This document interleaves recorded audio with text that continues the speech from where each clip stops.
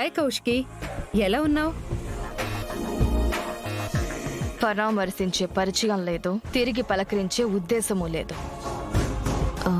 మీరేం అనుకోకండి ఇంద్రాణి గారు, మా వాళ్ళు మర్యాద తెలియని మనుషులు.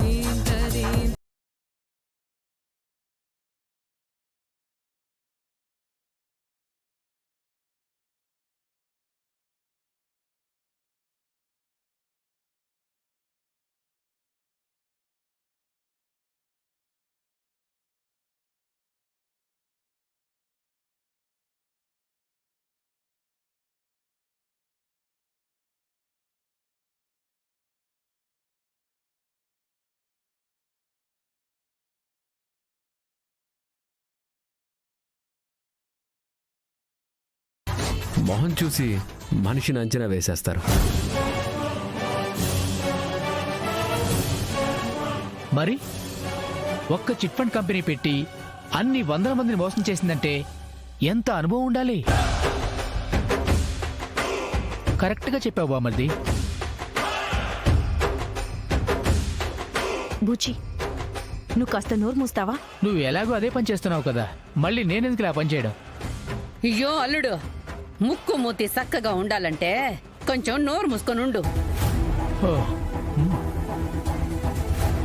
ఏంటి కౌశికి, ఈ మధ్య శ్రీమంతం చేసుకున్నావంట కదా, ఒక్క మాట కూడా చెప్పలేదు.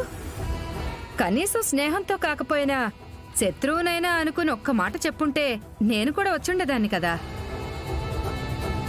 ఆయన పాపం నీ భర్త నీతో కలిసి ఉండలేనని తెగేసి చెప్పేసి వెళ్ళిపోయాడంట కదా.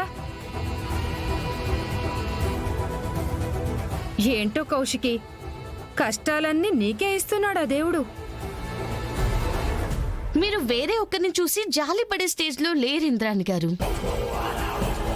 ఒక వారం పోలీస్ స్టేషన్లో సంతకం పెట్టకపోయినా బెయిల్ క్యాన్సిల్ అవుతుందంట కదా. అంటే బయట టాక్.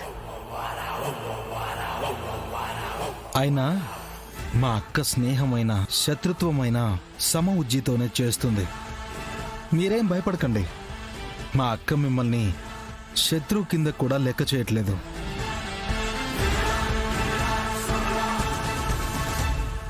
ఇంద్రాని, వీళ్లతో ఏంది నీకు? ఏదో అర్జెంటుగా మాట్లాడాలని చెప్పుండవు కదా, ఏంది విషయము? నేనేదో మిమ్మల్ని మోసం చేయాలనుకుంటున్నానని, కౌశికి మీద కక్ష సాధించడానికి వచ్చానని నా మీద నిందలు వేసి మీతో అగ్రిమెంట్ మీద సంతకం పెట్టనివ్వకుండా చేశారు వీళ్ళు.